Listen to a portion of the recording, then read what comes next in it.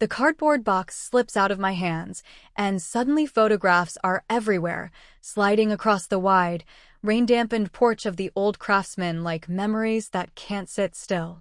My grandmother's face stares up from a dozen different snapshots, all those little pieces of her life scattered at my feet. Caleb stands in the doorway, my cousin, but right now he looks like a stranger holding a new key. "You can't be here anymore," he says, each word dropping between us like a stone. "This is my house now. I have the deed." I just stand there, blinking, sure I heard him wrong. For the past 2.5 weeks, I've been scraping wallpaper, polishing floors, sorting through everything Maggie treasured in this valley farmhouse. I spent my entire vacation bringing the place back to life, my hands raw, my back aching from dragging old furniture around. "What are you talking about?" My voice comes out thin, barely louder than the wind in the ancient Douglas firs Maggie loved. Caleb sighs, like I'm a kid refusing to go to bed. "The property transfer happened months ago," he says. "Everybody knows that. Everybody except me." Suddenly I'm back at that family dinner after the funeral. Aunt Lydia squeezed my hand, her voice all sugar. "Since you were so close to Maggie, would you mind helping clear the house? We're all so busy, and you've always loved it here." Everyone nodded, Uncle Robert, Aunt Lydia, Haley, and yes, even Caleb. All those smiles as I said I'd handle it alone. Not once did anyone mention that the house wasn't in the family trust anymore. Not once did anyone say it belonged to Caleb. I shake my head, still not getting it, and start picking up the scattered photos with shaking hands. "I've been here for 2.5 weeks. I've cataloged every heirloom, restored every fixture. We appreciate that," Caleb cuts in, but his voice is flat, empty. "Now it's time for the professionals. The family decided I should handle things from here. You've done enough." My hands finally stop shaking. 2.5 weeks of work flash through my mind, the kitchen cabinets I brought back to life, the old lights I rewired, the quilts I cleaned and folded with care. I pull my restoration journal from my pocket. Every receipt, every dollar, every hour, over $8,500 of my own money poured into this place. I replaced the bathroom plumbing. I brought the hardwood floors back from the dead. I saved every photo, every document I could find. Caleb just shrugs. "That was your choice." My fingers dig for my phone. I call Aunt Lydia. She answers after 3 rings, her voice careful. "Lena, dear, Caleb says the house is his. He's changing the locks." Then a pause. "We thought it'd be easier to let Caleb handle things after you cleaned up." Her words hit harder than I expect. "You knew?" My voice breaks. "All of you knew when you asked me to spend my vacation here?" "Lena, try to understand. Caleb has good plans for the place, and you were always so attached to all those old things. We thought," I hang up. The afternoon sun cuts across the porch, the same porch where Maggie and I shelled peas and listened to her stories. I'd emptied my savings into a house already promised to someone else. I spent my vacation honoring a woman the family used as a bargaining chip. The betrayal sits cold and sharp in my chest as I look up at Caleb, still standing in the doorway that should have been home. They knew I'd say yes. They knew I'd give everything to keep Maggie's memory alive. They counted on it. And they used me anyway. 2 days later, I stand in front of the Polk County Courthouse, a stern brick building from the 1920s. What used to look dignified now just feels cold and distant. Inside, the records clerk barely glances at me as I ask for the property documents. "Transfer was finalized 5 months ago," she says, handing over a manila folder. My hands shake as I open it. Maggie's signature stares back at me wobbly, but real. All the lines are there. Full ownership to Caleb Thorne. The date, November 8th, 5 months before she died. Transfer pursuant to family agreement, the note reads. Again and again, those 3 words. Family agreement. I stumble outside and collapse on the courthouse steps. The June sun is bright, but I can't feel it. There's only this cold, spreading through me, and the words burning in my mind. Family agreement. Nausea rolls over me as the truth snaps into place. The family dinners I never got invited to, the quiet phone calls that always went dead when I walked in. Aunt Lydia's oh-so-polite request for help clearing out the house. Now my phone buzzes, a text from Mrs. Abernathy, Maggie's neighbor. Contractors just showed up at Eleanor's. They're measuring every room, talking about gutting the kitchen. Is that right? I scroll through Caleb's social media, and there it is, exactly what I dreaded. Plans for Hillcrest Farmstay. Modern interiors, online bookings. The farmhouse Maggie poured her life into for half a century is now just another Airbnb listing. My stomach drops. They're not just erasing her, they're erasing us. Uncle Robert's modern house sits on a hill overlooking Cedar Falls, the lawn cut so sharp it screams accountant. I park my beat-up Honda next to Aunt Lydia's shiny SUV and Haley's tiny car. All the usual suspects. Inside, the living room feels more like a courtroom than a home. Uncle Robert and Aunt Lydia own the couch. Haley's balanced on an ottoman like she's scared to touch anything, and me? I'm standing, surrounded by all these family photos, holidays, birthdays, reunions, every single one without me. This wasn't personal, Lena, Uncle Robert says, leaning in like some practiced diplomat. It was practical financial planning. Practical? My voice comes out steady, though I feel anything but. You tricked me into spending 2.5 weeks and $8,500 restoring a house you'd already promised to Caleb? Uncle Robert sighs. Maggie needed convincing, but she came around. Caleb can do more with the property. The tax implications alone. When did you decide? I cut in. When did you all agree I didn't deserve to know? Aunt Lydia fiddles with her pearls. Lena, dear, you've always been good with old things. So sentimental. We knew you'd want everything left just so. Caleb has vision. Uncle Robert jumps in. He sees the investment. He's thinking about the future. Haley stares at the carpet, her shoulders turning in, avoiding my eyes. So what am I then? I ask. The family fool? The sentimental idiot who works for free while Caleb lines up his profits? Nobody answers, but the silence says everything. Uncle Robert's jaw tightens. He needs the investment. You're just attached for sentimental reasons. It hits me, sharp and sudden. They weighed our needs and decided mine didn't matter. Uncle Robert pulls out a folder, same as the one from the courthouse. Caleb's contractors will be in next week, clearing out the rest. Those are family heirlooms, I say. Maggie's quilts. Great-grandfather's furniture. Letters from the 1800s. Worthless junk, Uncle Robert says, waving it all away. Caleb needs a clean slate. Aunt Lydia tries her sweet voice. Maybe you'd like to choose a keepsake or two. I spent 2.5 weeks preserving our history, I snap. I blew my savings fixing what Maggie loved. Uncle Robert shrugs. Your choice. But let's be clear, if you go back to the property, you'll be trespassing. The words hit like a punch. No way to get my money back. No legal leg to stand on. I'm due back at the library Monday, out of vacation, and the last tie to Maggie is about to be paved over, her garden turned into parking, her bookshelves tossed for catalog-perfect floating shelves. Don't make this hard, Lena, Uncle Robert says. The family has decided. I don't answer. I just walk out, past all those family photos without me, through a door nobody holds open. The air outside smells like wet earth and cedar. I sit in my car, hands shaking so bad I can't get the key in. Then I remember the box of Maggie's journals, the ones I rescued from the attic, leather-bound, 60 years of her life tucked away in my Salem apartment. I'd wanted to preserve them before returning them to the family, but now? The family collection is headed for the dumpster. I drive the 90 minutes home gripping those journals like a lifeline. At every red light, I clutch them closer, wrestling with the choice. Let the house go and save what I can, or fight the whole family for a battle I'll probably lose. When your own family sells you out for cash, is it braver to walk away, or to stand and fight? The journals feel warm in my hands, like maybe Maggie's voice could rise up from the pages and tell me what to do. Later that night, alone in my apartment, the glow from my phone stings my eyes. Caleb's post is right there. Hillcrest Farmstay, ready for bookings. It feels like a knife, sharp and final.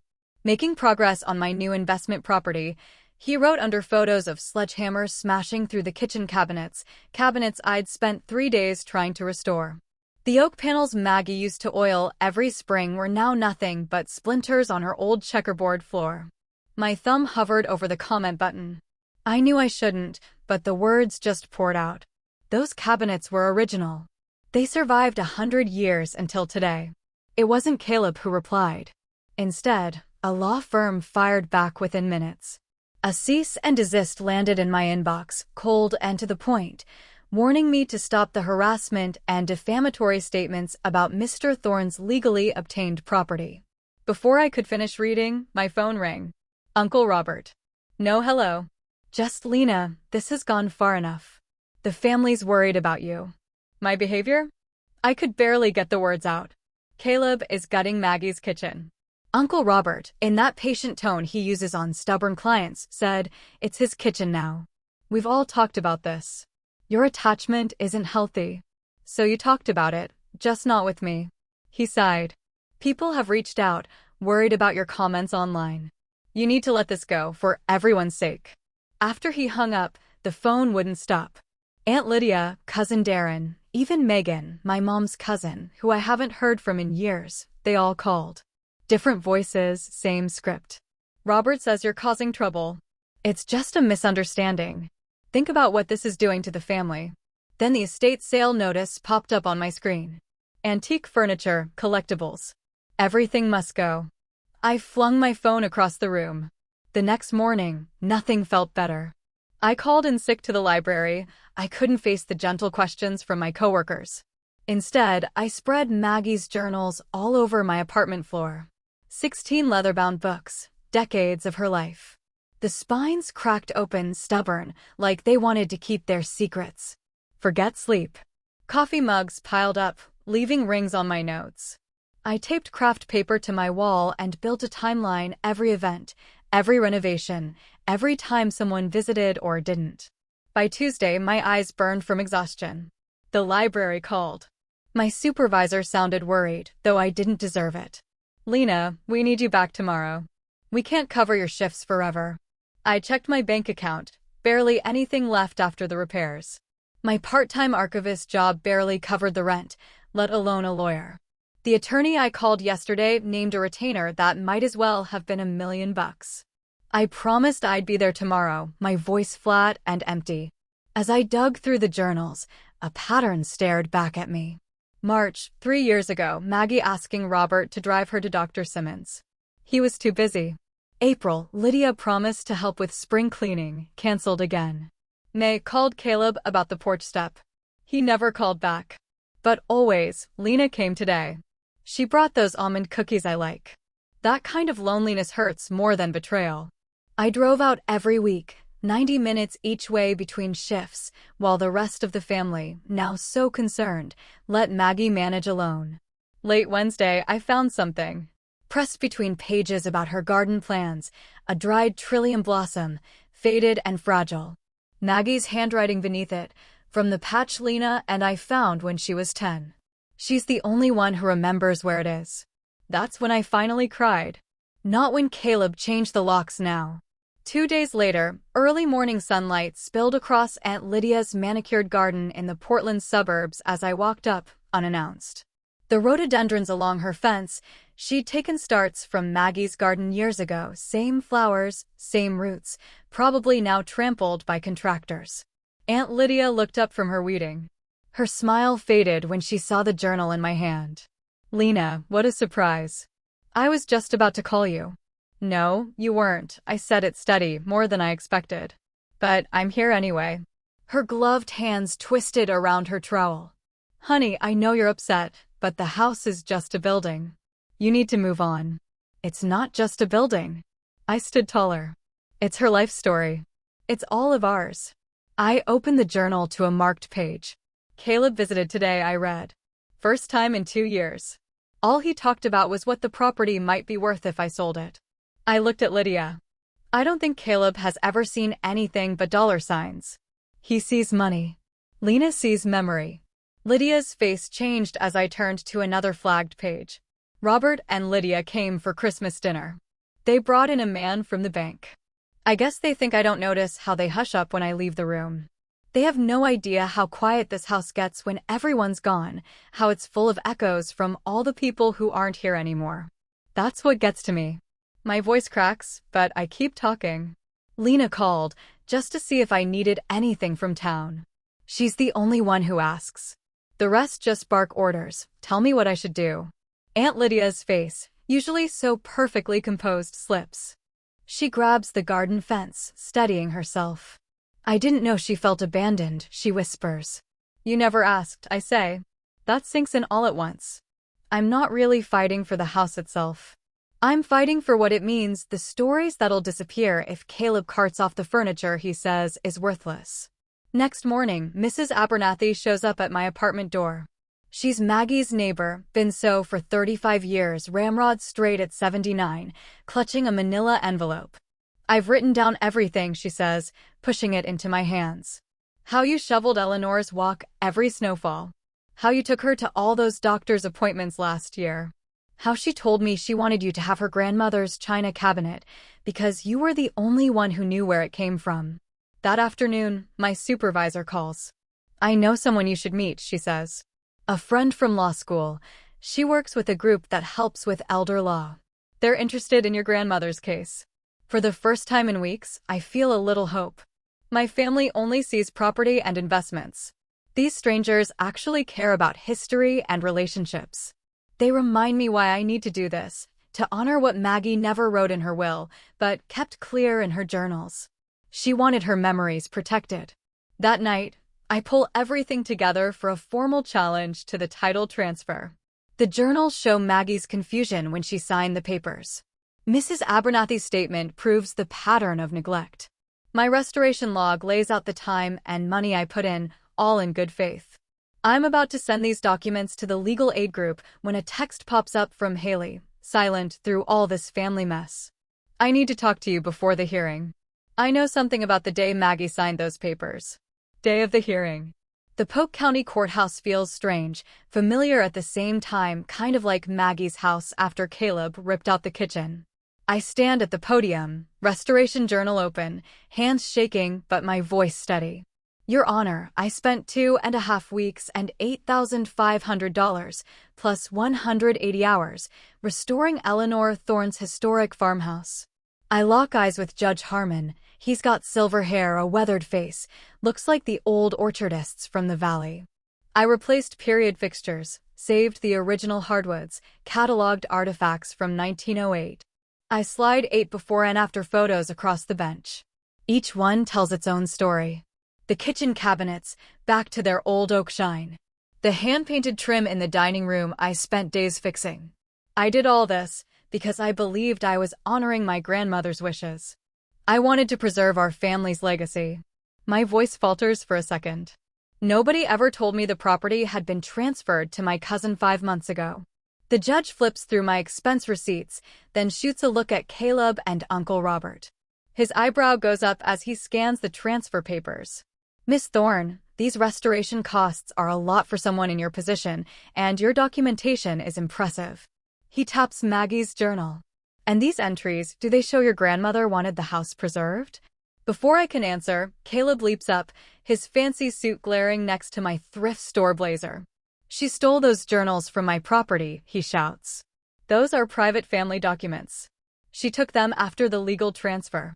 His words ripple through the room. Out of the corner of my eye, I see Haley fidgeting behind Uncle Robert. Your Honor, Caleb keeps going, my cousin's just putting on a sentimental show because she's mad about the inheritance. That's not true. The voice is small, from the back. Haley stands, hands shaking. I was there when Maggie signed those papers. She finds her strength as she steps forward. Uncle Robert told her it was just financial planning, just to avoid probate taxes. Maggie kept asking if Lena would be okay with it. They told her Lena had agreed. Uncle Robert's face turns red. Haley, this isn't the place, Miss Thorne. Haley, the judge interrupts. Are you willing to testify about what you saw? Haley nods, not looking at Uncle Robert. I think that's the right thing to do. Judge Harmon glances at the clerk. Let's get Ms. Haley Thorne sworn in. Haley walks up, and Uncle Robert fidgets with his collar. You can feel his whole story starting to fall apart as Haley explains how Maggie kept checking with me before she signed anything. When Haley's done, Judge Harmon takes off his glasses and rubs his eyes. Ms. Lena Thorne, given these claims of misrepresentation, I need to ask, do you want the property transfer completely voided, or are you open to a compromise that protects the home's history? I hesitate. My heart's pounding. Would fighting for full ownership really honor Maggie? Or would a compromise that keeps the house's legacy alive be closer to what she wanted? Before I can answer, Mrs. Abernathy, Maggie's neighbor for 35 years, walks to the stand. Her words bring the old house to life for everyone. That porch hosted the 1947 meeting of women who organized this valley's first agricultural cooperative, she says. The Thorne farmhouse isn't just a family place, it's a piece of our whole community. Then my lawyer, he's a former library regular who offered to help after hearing my story, lays out our documents. My client's education in archival science and historic preservation makes her the best person to care for this house, he says.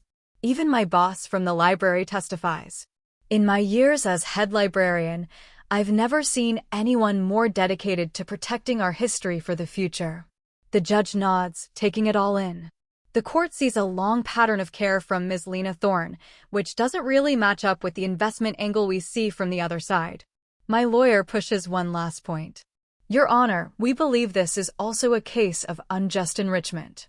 Mr. Caleb Thorne has benefited directly from my client's unpaid labor and her own money, all of which made the property more valuable. During a break, Uncle Robert corners me in the hallway. Gone is the confidence. He's jittery now. We should settle, he says, lowering his voice. Let's not drag this out. Nearby, Aunt Lydia speaks to the clerk. I never knew all the details, she says. Robert handled the paperwork. The worst moment comes when Caleb's contractor testifies. A lot of the historic features I spent years preserving are already gone. The original banister? Ripped out last Tuesday. The built-in china cabinet? It's in the dumpster behind the house. Judge Harmon taps his gavel. I'll decide after I've read everything, including Mrs. Eleanor Thorne's journals. Court's adjourned until tomorrow. I gather up my papers, Maggie's journals weighing heavy in my arms. For the first time since this mess started, some tiny spark of hope flickers through the hurt. The next morning, the courthouse steps are cold under me as Uncle Robert walks over, shoes tapping. Aunt Lydia lingers nearby, twisting her pearl necklace, and Caleb stands off to the side with his arms folded, jaw set. Lena, Uncle Robert says, stretching a smile that doesn't reach his eyes. We should talk before we go back in. I clutch my folder tighter, journals, receipts, before and after photos, everything pressing into me like armor. The family's talked, he says, dropping his voice low. We think we can work out a compromise, keep things private. Aunt Lydia nods fast. Family unity, she says. That's what your grandmother would have wanted, not this public mess. Public embarrassment, I say, rolling the words around in my mouth. Is that what you call the truth? Uncle Robert's eyes go cold. Think about your professional reputation, Lena. The library board has a few of my friends on it. Small towns remember, and people talk about someone who goes after her own family over land. Over lies, I shoot back, my voice steadier than I feel. Caleb steps forward, pulling out a folded check. $3,000. That's fair for your time, he says. Take it, and let this go. The number hits me like a punch. 3,000. It's not even half of what I spent fixing those floors he plans to tear up, plumbing he'll rip out, light fixtures I polished until my hands ached. That's your idea of fair? The folder in my arm suddenly weighs more, like it knows what's coming. The bailiff calls us back in before anyone can say anything. Fluorescent lights bounce off the glossy courtroom wood as I make my way to the stand. Judge Harmon's eyes track my every step, sharp and measuring. His silver hair flashes as he leans forward. Miss Thorne, I understand you wish to present additional evidence? My voice comes steady, stronger than I expected. Yes, Your Honor. I set each exhibit down, one by one. The leather-bound restoration journal, filled with dates and photographs. A stack of receipts, every dollar I scraped together for materials. Contractor quotes that prove what pros would have charged for the same work. Piece by piece, I build a wall of proof. Every hour, every cent, everything I did because I believed I was saving our family's history. And this, I say, laying my grandmother's journal gently on top, has entries from the last year of her life. I flip to a marked page and start reading. September 15th, Lena spent the weekend helping me organize the attic. She understands why these things matter. The stories they tell. When I'm gone, she's the one who should preserve this place. Not to sell it, but to keep our history alive. I close the journal. The room stays quiet. My pro bono attorney stands beside me. Your Honor, we've documented the extensive work my client performed under false pretenses. We're asking the court to consider co-stewardship based on sweat equity and the deceased's clearly documented intentions. I step forward. This isn't about owning the house. It's about honoring a life and preserving our history. The attorney slides a folder to the judge. We're proposing historical designation for the property, with shared access for the family. My client isn't trying to exclude anyone. She just wants to make sure the house is protected. Judge Harmon studies me over his glasses, thinking it over. Unusual proposal, Ms. Thorne. Most people in your position would go after full ownership. The house deserves better than being a prize in a family fight, I say. My grandmother believed that. So do I. 2 days later, we're back. The room's packed now. Mrs. Abernathy sits up front, my boss from the library is here, and I spot some of my grandmother's old neighbors. Word got around. Judge Harmon clears his throat. The room goes still. In the matter of the Thorne property transfer, I've reviewed all evidence and testimony. He fixes his gaze on Caleb. While I find the transfer legally executed, I also see clear evidence of unjust enrichment and moral obligation. Uncle Robert shifts in his seat. The property will remain under Mr. Caleb Thorne's name, the judge says, but with conditions. My heart drops, then steadies. First, Mr. Thorne must reimburse Ms. Lena Thorne for all documented expenses related to restoration, $8,743. Caleb's face goes red. Second, the court grants co-stewardship rights to Ms. Thorne for historical preservation and documentation. Any structural changes need approval from both parties for 5 years. The judge takes off his glasses, leans in. This house carries real family history, Mr. Thorne. Your grandmother's journals make her wishes clear. Maybe she signed the deed to you, but the court sees a moral obligation to honor her intentions. We stand up. A woman with a notepad approaches. Cedar Falls Chronicle, she says, beaming. I'd love to interview you about saving your grandmother's farmhouse. Our readers love these preservation stories. Caleb storms past, cheeks burning. Uncle Robert hustles after him, while Aunt Lydia just stands there, torn. Later, as people trickle out, Caleb corners me in the hallway. This arrangement won't work, he snaps, voice tight. The restrictions, the press, it's not what I wanted. You wanted an investment property, I remind him. You still have it. He leans in, desperate. I'll sell you my rights, cheap. Take your precious museum. I'm out. The offer hangs in the air. Everything I fought for is right there, but my bank account's empty, barely enough left for next month's rent after everything I've poured into the house. I can't afford to buy you out, I tell him. Figure it out, he says, letting go of my arm. Because I'm not playing house curator for 5 years. That night, I stand alone in the half-gutted kitchen. The old farmhouse sink I'd rescued from the barn, cleaned up, shining, rests on sawhorses. Waiting for an installation that might never come. I run my fingers over the chipped edge of the sink, feeling the ghosts of my grandmother's hands where she scrubbed dishes for decades. The walls around me, half raw plaster, half old wallpaper, hold our story in every faded layer. I press my palm to the oldest paint, exposed when Caleb's contractor started tearing things apart. I can't afford to save this house. Still, I can't just walk away. These are the only walls that remember who we really were. The brass key turns in the lock, clicking into place.